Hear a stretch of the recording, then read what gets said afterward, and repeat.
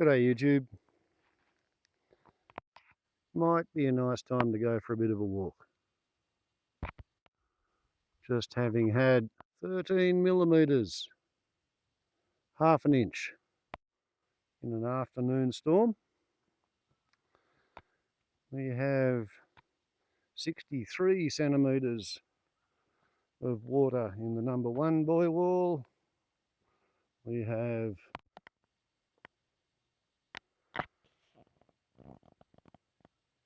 64 centimetres in the number 2 buoy wall. So I think this might be a really good time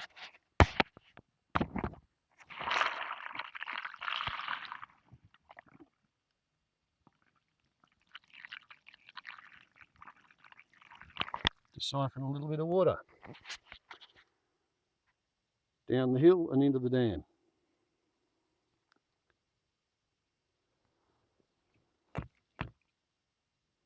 Water is definitely a flowing. So let us go for a little bit of a walkabout.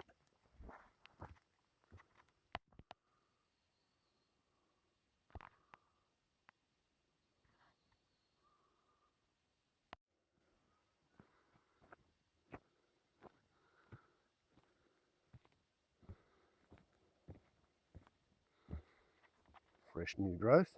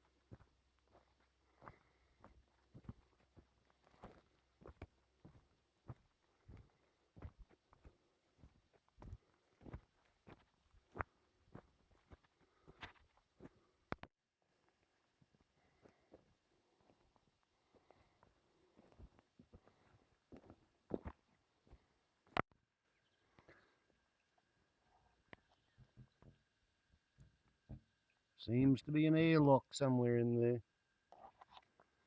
But the water is still flowing downhill. Wonder what time will tell. Well, time actually tells that if you sit down here and you wait, after about 5-10 minutes, the flow rate at the bottom end does increase.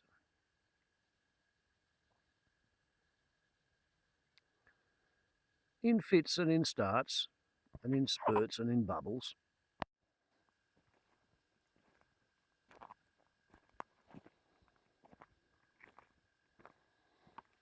And this is kind of roughly where I used to think was normal for the water line to be.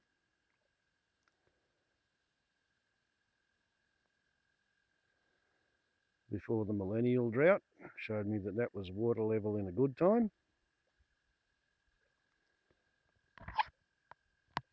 In the Barnaby Joyce Fishkill and heatwave drought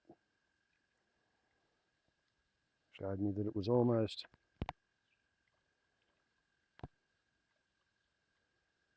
the water level of the once upon a time.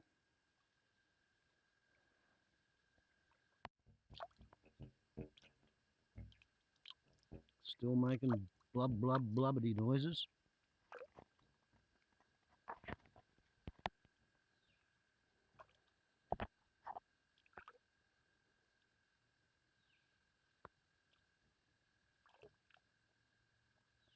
The amount of water that I'm trying to transfer is approximately equal to twice the water capacity of the pipeline,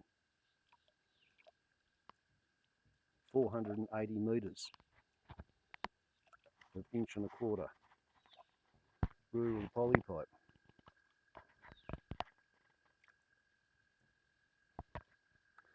Have a feeling that if I move the pump down maybe to there, I'd be getting more air and more water and less air.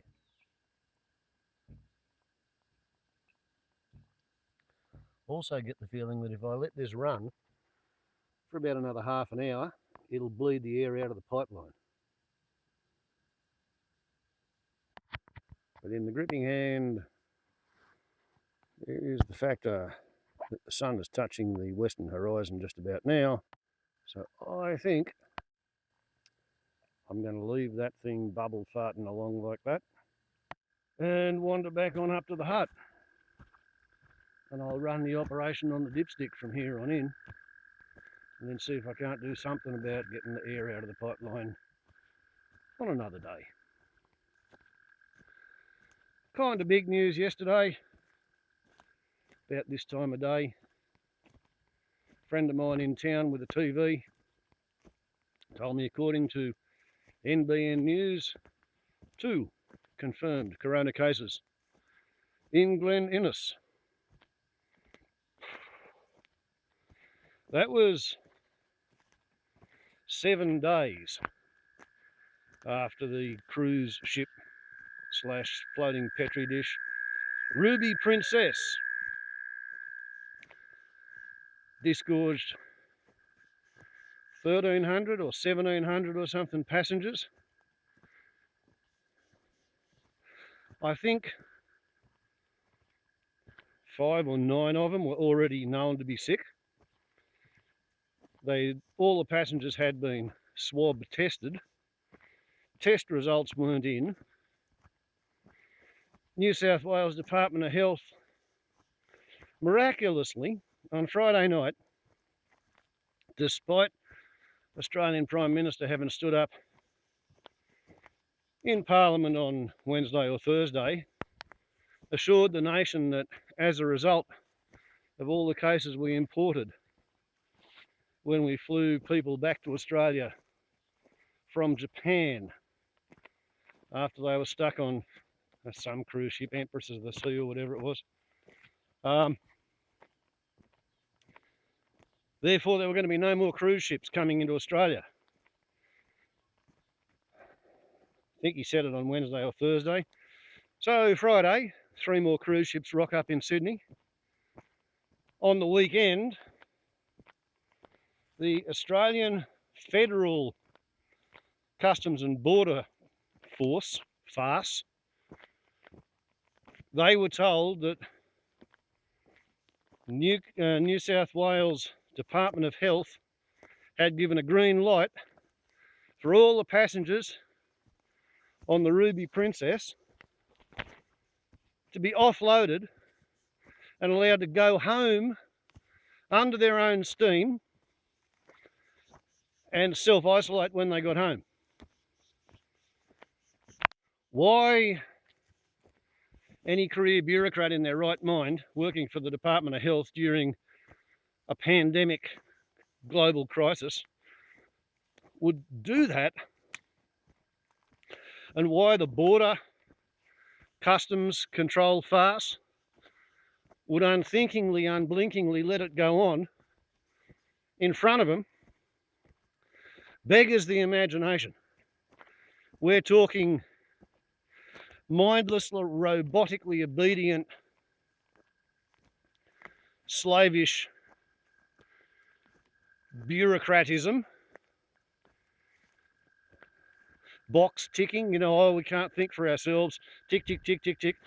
They've got a green light, we let them off on the part of customs. On the part of the health department, what the hell gives?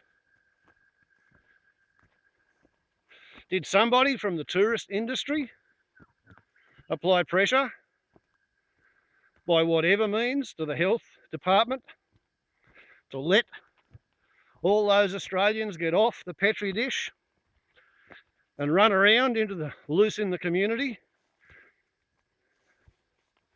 before the Prime Minister's verbal statement on the floor of the House became immortalised in paperwork and arrived on the Department of Health's desks on Monday. Is that it?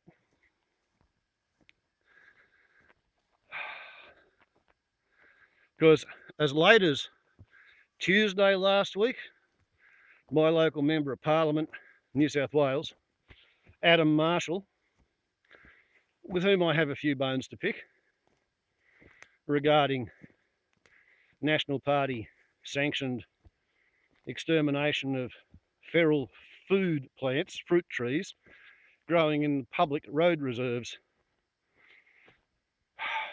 A new round of which was actually conducted about a month ago. While the corona pandemic was spreading, New South Wales Liberal National Government was killing the food plants that were growing wild on public land beside the highway. Because, National Party, they look after the farmers. Farmers don't want anybody going out and picking friggin' fruit on the side of the road. Farmers want people to go to the supermarket and buy the stuff. Or something. So anyway, as of Tuesday, Adam Marshall was saying, no cases here. On Wednesday, in the main street, a little birdie told me, 2 people off the Ruby Princess are in self-quarantine at Tent Hill. That's that away. About 30 kilometres. 40 perhaps. And 2 people confirmed corona cases off the Ruby Princess. They're in the Inverell Hospital. That's 50 miles that away. 80 kilometres. So, okay, now according to the Italian figures, the first person in all of Italy who tested positive with coronavirus came from a town of 3,700 people. They locked down the whole town and they tested everybody. And out of that town, 89 cases were positive. 2.3% of the population were already shedding virus by the time the first person presented with a sniffly nose and a dry cough and a headache and a fever. 2.3%. In our shire, there are near as damn it 10,000 people. Yesterday was only 7 days since the boat disgorged its passengers. Generally, the earliest time between getting infected and shedding virus is 5 days. 11.8 days is the average.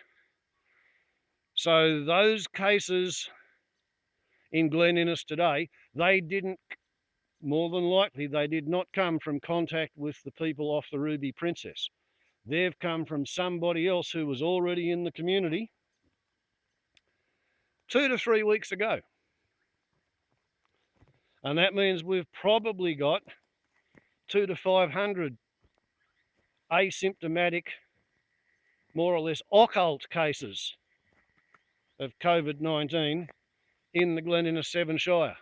So we have, hey, little Miss Wallaroo, anywhere from 200 to 500. And they don't know they've got it yet. And just for the frisson of, I guess it's Schadenfreude, the people who came up here to the New England tablelands from Sydney off the Ruby Princess, they came on the train and the bus.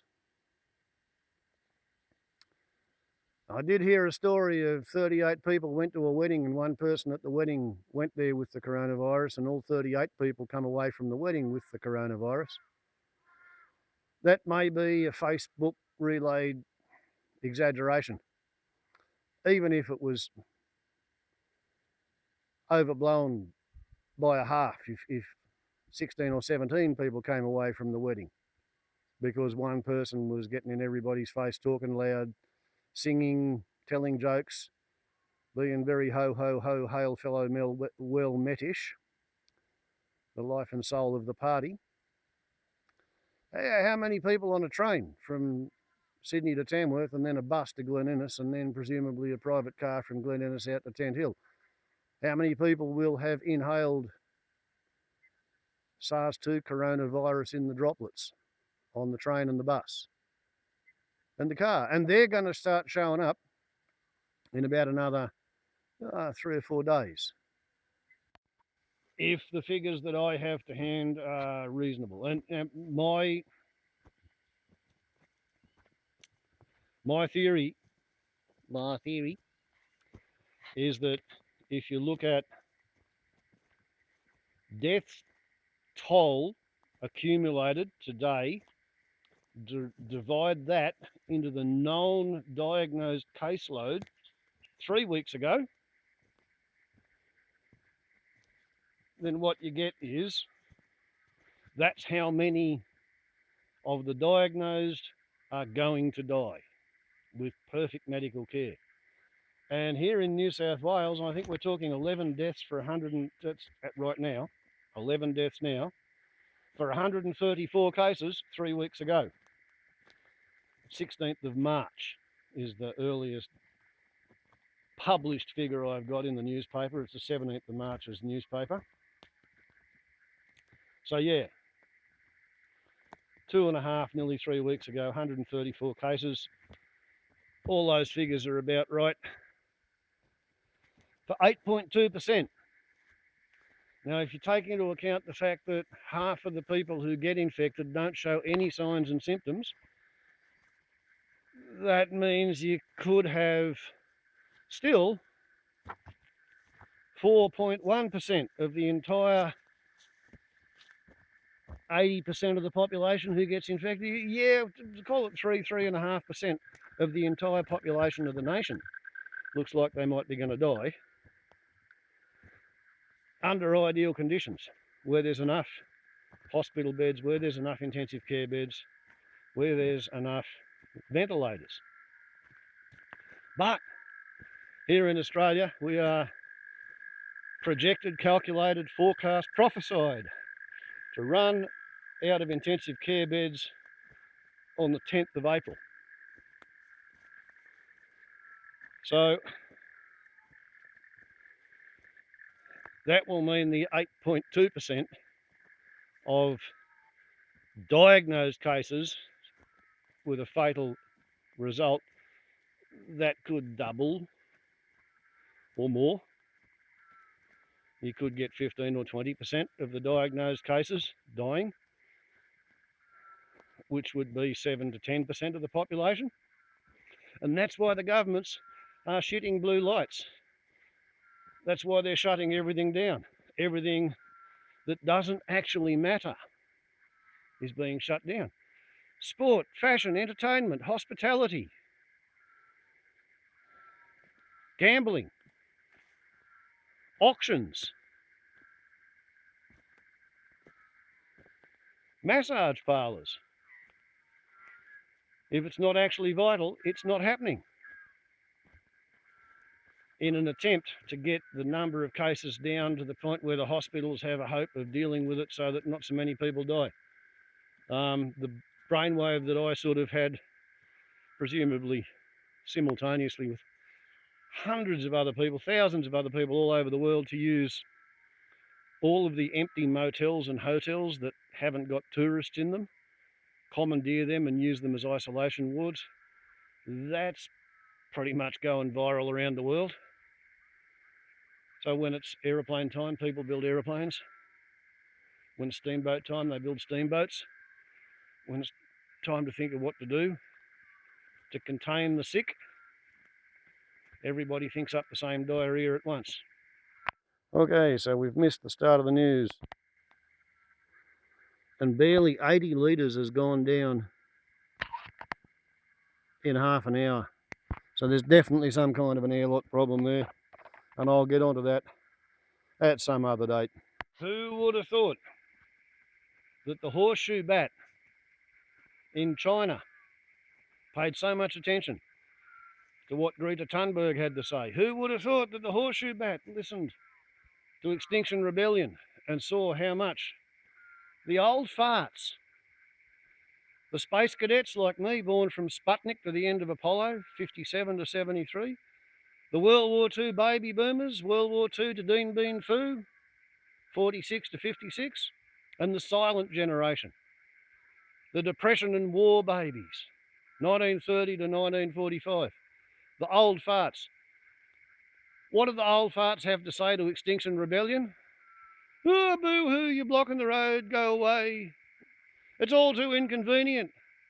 We have to make a balance between economic growth and your environmental demands, and you're getting in front of the bulldozers, and that's slowing down the economy. So economic growth wins, doesn't it, every time, because the economy has to grow for the share price index to grow, so there are more dividends to be distributed among the shareholders, so that old farts can retire in the lap of luxury and get anywhere from 50 to 85% of their final salary on retirement for the rest of their lives, indexed to keep pace with inflation. Because that's what grandchildren are for, you know, to work 60 to 80 hours a week in minimum paid, minimum wage, casual jobs for 3 or 4 different employers just to pay the rent and buy their food. They've got no chance of saving for a house or getting an education because everything has been run for my generation, my siblings' generation. I've got one sister who's a baby boomer. I've got a brother and a sister and my mother. They're all silent generations. And I am a space cadet. And most of the people that I went to school with tried to get as rich as they could, as fast as they could, before World War III blew the friggin' lot of us off the planet. It wasn't until the USSR disappeared up its own cloaca in 1989 that my generation had the slightest thought of having any kind of a long-term future to look forward to. And just when everybody thought there was going to be some kind of a peace dividend to spend, that's when George H.W. Bush decided to get Madeleine Albright, the green light sad man who's insane, to go into Kuwait so that NATO could fire off all of their anti-Soviet stockpile in the sandpit in Iraq, and then back off and run away and then say, oh, golly gosh, we need to re-equip, and thus ensure the armaments manufacturing industry in all the NATO countries continued for another 10 years before Bush Jr., Bushlet, he tried to go better than Daddy and run a forever war on 2 fronts, Absurdistan and Iraq again. And that hasn't finished yet. We've grown the population from 3.5 billion to nearly 8 billion. We've expanded and become 98.5% of the vertebrate land biomass of animals. 10,000 years ago, we were about half a bloody percent. Then we invented farming, and we got up to 1.5%. And then it all just exponentiated itself, just like coronavirus. Who would have thought the Horseshoe-Bat would be so much more devastating than the Congolese fruit bat with its Ebola? Or the Australian fruit bat with Hendra virus that you only get if you put your horse food underneath a tree where bats are going to shit, and then the horse gets the Hendra virus in the suburb of Hendra in South Brisbane, and then you go and hug your sniffly horse, and then you get Hendra virus and die. We've got a vaccine for that, for the horses, not for people, for the horses. Yeah, who would think that a horseshoe-bat, an insectivore, the size of the palm of your hand, something that they deep fry them and put them on the edge of a soup bowl as garnishing. And the little bat objected to being used as merchantable livestock in a wet market surfacing the bush meat market, bush meat trade. And that little bat, it's kicking humanity's ass. It's done more than boot civilization up the balls until its nose is bleeding. it's forced the largest reduction in global greenhouse gas emissions of fossilised carbon into the atmosphere since the Soviet Union disappeared. The Chinese Horseshoe-Bat looks as if it has destroyed the international trading infrastructure.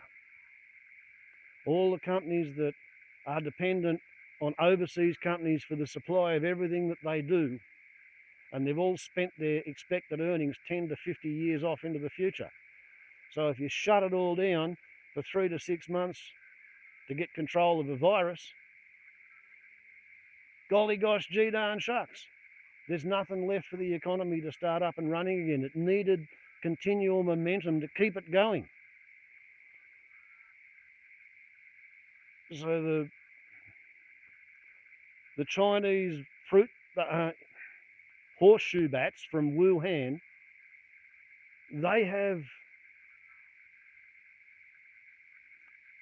they've thrown a spanner among the works to dismantle the global vile age. They really have. They've called a halt to the broadacre agro-cultive harvest everythingism. This is the first time the harvest everythingists have had to stop what they're doing and go and hide in their hovel all over the world because a horseshoe bat's got the shits with them. And the bat eaters have unleashed the horseshoe bat's revenge onto all of humanity because they were being entrepreneurs, self-employed, stalking, hunting, harvesting, trapping, containing, transporting and marketing wild bats. Thus we have come to this. Baubles on a lot to YouTube. Ciao.